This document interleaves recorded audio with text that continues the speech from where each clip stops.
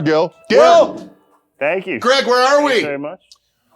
We're kind of in an auxiliary, that's kind of a hard word to say. Auxiliary. I can just say Louisville. Did I get that? Louisville, right? Are we in Louisville or are we We're in in sunny, Lafayette or beautiful some Louisville, kind of... Colorado. We're in I Lafayette. got it right.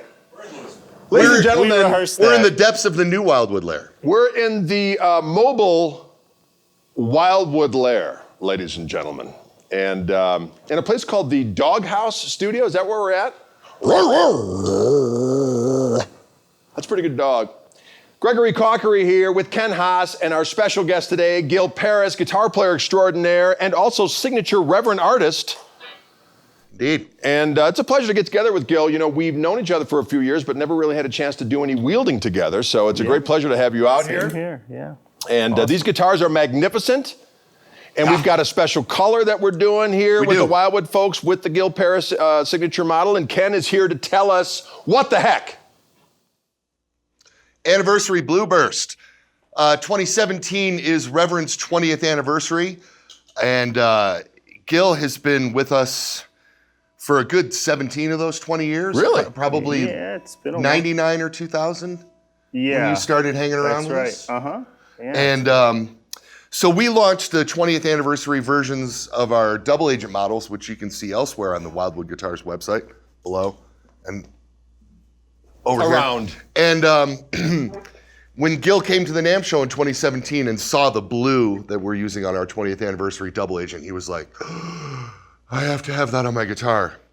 And so I talked to my friends at Wildwood Guitars, and we made that happen for him. So this is the anniversary Blue Burst version of the Reverend Gil Parris model. Awesome. And being 2017, it's kind of a transition year for Reverend. We're introducing a lot of new features this year. We're introducing a lot of new features next year, actually. But many of those features made it onto this fancy version of the Gil Parris, including our fun, thick, etched logo lightning bolt neck plate. The new input jack that you get to plug into the fancy etched Oh, look at that. Reverend logo. Yes, indeed. And then the triple tree on the headstock, bringing the G string down as well as the B and the E, but with one screw hole, kind of neat. All Reverend guitars have Korina bodies. The Reverend pinlock tuners.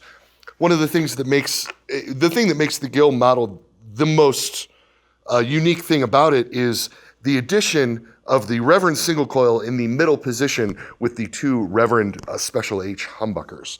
And one of the things that we do, I think that's a little bit different than a lot of companies when you go into this HSH platform, is I feel it suits Gil's sound a little bit better not to split the coil on the humbuckers when you introduce the single coil model into the sound in positions 2 and 4. So I can demonstrate it for you easy enough. But so here's a bridge position.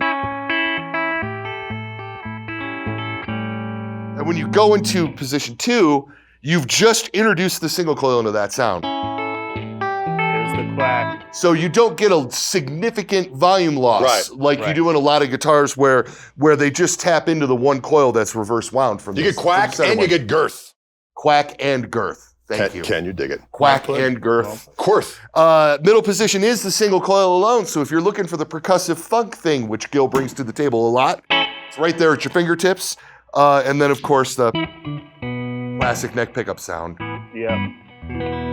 Yeah. Master volume, master tone, and Reverend's Bass Contour Control. Which we dig. So if you want to lose the girth and do more quack, less girth, more quack, just back off that bass contour and there you go. A unique thing that we do with Mr. Parris as well is the guitars that we send to him, including the one he's playing here, the trem is blocked. And Gil's never been a big trem user, although it's very popular. It has to do with the bending. So Of course. a lot of times on a tremolo guitar, you hit the low E and you bend the high E, and it's Right. You mean like this? yeah. So I do a lot of double, triple bends if I'm doing Yes.